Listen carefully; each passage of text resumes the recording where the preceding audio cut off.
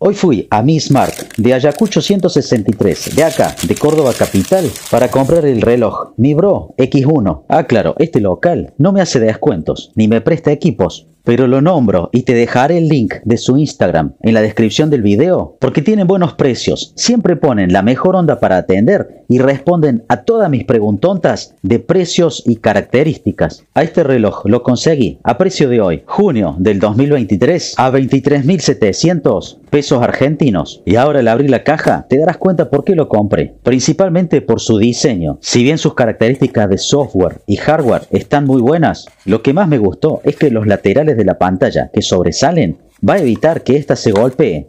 Adentro de la caja, aparte del reloj y el cargador, tenemos estos manuales, los que nadie lee, pero si le pegas una ojeada te darás cuenta que ahí hay información muy importante, porque te mostrará paso a paso cómo usarlo y cómo cuidarlo. Acá dentro de la caja está la otra razón por la que compré este reloj, por el cargador.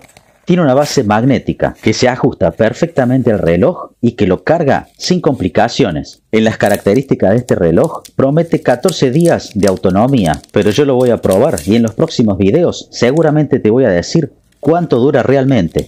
Otra muy buena característica que cuenta este reloj es la malla, que si en algún momento necesitamos cambiarla, la vamos a poder conseguir en cualquier relojería, porque es una medida estándar, de 22 milímetros y de muy fácil aplicación. Como podés observar, la construcción se la ve muy buena, muy fuerte y es muy ligero, solamente pesa 52 gramos. La malla es completamente de caucho y con anclajes metálicos, un gran diseño para que sea resistente. En los próximos videos te voy a mostrar cómo funciona. Si te quedó alguna duda o consulta, déjala en los comentarios o en la descripción del video te dejo un link a todas mis redes sociales para que sigamos en contacto. Deja un like, suscríbete que es gratis y activa la campanita. Eso es todo por ahora, muchas gracias, nos vemos en el próximo video.